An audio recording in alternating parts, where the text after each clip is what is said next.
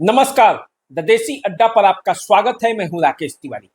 देखिए, चुनावी मौसम में जब बात सिवान की राजनीति की हो तो बिना मोहम्मद शहाबुद्दीन का नाम लिए न तो पक्ष की राजनीति होती है और न विपक्ष की होगी। तो ऐसे में सिवान में मोहम्मद शहाबुद्दीन के नाम को लेकर कई कहानियां चल रही हैं। लेकिन आज मैं आपको एक ऐसी कहानी सुनाऊंगा, आज मैं आपको एक ऐसी कहानी बताऊंगा जिसको आप जानेंगे और समझेंगे तो आप समझ पाएंगे कि जो कहानियां मोहम्मद शहाबुद्दीन के बारे में चलती है उससे अलग भी एक कहानी है जो मोहम्मद शहाबुद्दीन के व्यक्तित्व को बताती है कि मोहम्मद शहाबुद्दीन कैसे व्यक्ति थे। देखिए, ये कहानी कोई मैं नहीं बता रहा, ये कहानी बता रहे हैं उन्हीं के साथ रहने वाले रघुनाथपुर के पूर्व विधायक विक्रम कुंवर। जब पिछले दिनों टिकट का रेस लगा था, पटना में टिकटों के लिए भाग दौड़ी मची थी और सब लोग अपने अपने लिए टिकट खोज रहे थे, उसी समय विक्रम कुंवर से एक खास इंटरव्यू हुआ और उस खास इंटरव्यू में विक्रम कुंवर ने शहाबुद्दीन के बारे में जो कहानी सुनाई उसे आपको सुनना चाहिए, क्योंकि जब ये आप कहानी सुनेंगे तो आपको पता चलेगा कि मोहम्मद शहाबुद्दीन का जो चेहरा आप देखते हैं उससे अलग भी एक चेहरा है। तो चलिए सबसे पहले वो कहानी सुन लीजिए जो विक्रम कुंवर बता रहे हैं जब पिछले दिनों इंटरव्यू में मुझसे मुलाकात हुई थी और उन्होंने बताना शुरू किया। शहाबुद्दीन सीमान में न कोई हुआ है और न शहाबुद्दीन कोई होगा। उस आदमी की सोच, जनता के प्रति, जनता के से प्रेम। आपको एक घटना हम बताते हैं। एक रैली थी पटना में, हमने एक अफसर से पैसा मांग लिया, चंदा। दूसरे दिन पूजा का अफसर शहाबुद्दीन साहब से कह दिया कि देखिए सर ऐसा ऐसा है, कुंवर जी हमसे इतना चंदा मांग रहे हैं। तो सुबह सुबह शहाबुद्दीन का फोन आया कि भैया कहाँ है? हम तो गाँव में हैं, लोग आया हुआ पति मिल रहे हैं। तो छोड़िए ना, आइए ना हमारे यहाँ नाश्ता करिए, हम लोग यही दोनों भाई कल लोगों से मिलिएगा। तो हम गए मतलब मिल ले बता ना ना आओ ना, नाश्ता बन गई बाहर। हम गए शहाबुद्दीन के यहाँ, दोनों भाई हम लोग ऊपर गए, नाश्ता कर किए। चलते समय कहा, पूछा कि भैया तू कौन अफसर से रैली खातिर पैसा मांगने वाला है? कहा हमके तो बिना पैसा के हो ही।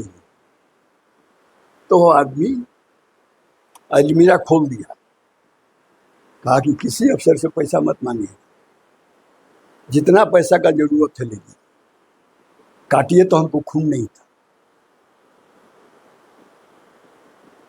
खोल दिया उसने, कहा कि जितना पैसा का जरूरत है ले लीजिए, लेकिन किसी अफसर से पैसा मत मांगिए। शहाबुद्दीन वो था, कोई शहाबुद्दीन नहीं हो सकता सिवान में। और शहाबुद्दीन ने सिवान शहर के लिए कुछ किया।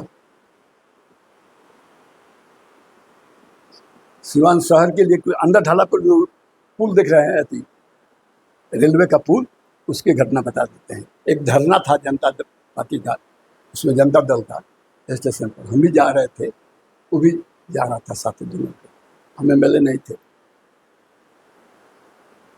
हमने कहा कि शहाबुद्दीन तो कल क्या भैया, हम कह रहे मर्द तू क्या MP बढ़ा कि हई अथी यार है जाए वो ओवर ब्रिज बनवा।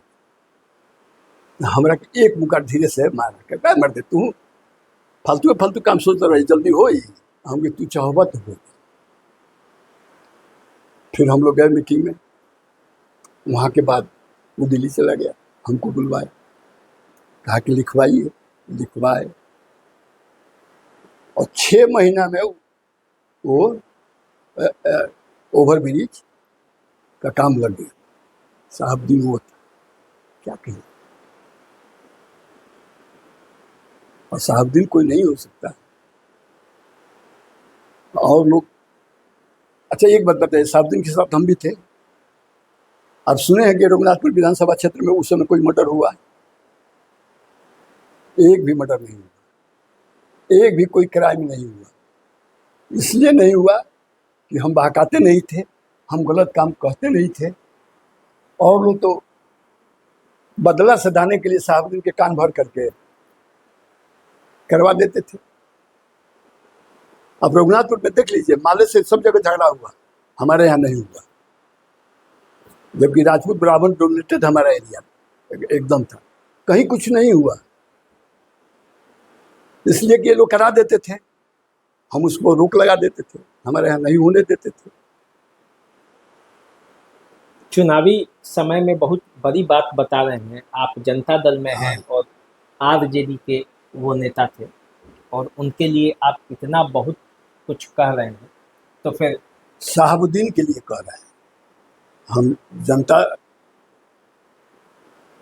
दल के लिए नहीं कर रहे। साहब ओनली फॉर साहबुद्दीन, जिसका जो गुण होता है आगे पीछे चर्चा होती है, मरने के बाद निश्चित होती है। तो उस आदमी में गुण था, कुछ अवगुण था तो कुछ गुण भी था। तो चलिए, आपने कहानी सुना होगा, विक्रम कुंवर ने शहाबुद्दीन के बारे में क्या क्या बताया, आप जान भी गए होंगे।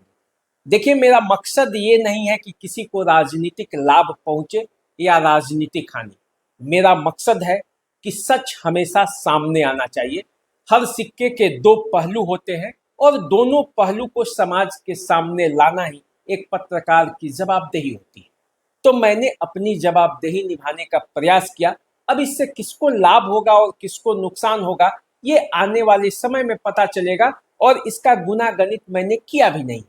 देखिए, आज आपने मोहम्मद शहाबुद्दीन की कहानी सुनी, लेकिन यही विक्रम कुंवर मोहम्मद शहाबुद्दीन के बेटे उसामा साहब की भी कहानी बताए और उन्होंने उनके बारे में भी कुछ बताया। मैं वो भी आपको दिखाऊंगा। तो आज की कहानी आपको कैसा लगा? मोहम्मद शहाबुद्दीन के बारे में आप क्या सोचते हैं? कमेंट बॉक्स है, इसमें जाइए। आपको अच्छा लगा तो भी कहिए, बुरा लगा तो भी कहिए, अपना पक्ष रखिए, क्योंकि एक पत्रकार का काम होता है कि दोनों पक्षों को सामने ला दे। तो आप अपना पक्ष रखिए और उनके बारे में बताइए, अच्छा हो तो भी, बुरा हो तो भी। अगले एपिसोड में जब हम विक्रम कुंवर के साथ होंगे, तो विक्रम कुंवर ने जो उसामा साहब के बारे में बताया है, जो कि रघुनाथपुर से आरजेडी के प्रत्याशी के तौर पर चुनावी मैदान में है, वो बातें भी मैं आपको रखूंगा। तो चलिए, आप हमारे साथ बने रहिए, देखते रहिए द देसी अड्डा। चैनल को सब्सक्राइब कर लीजिए, फेसबुक इंस्टाग्राम पर हमें फॉलो कीजिए। अभी दीजिए इजाजत, नमस्कार।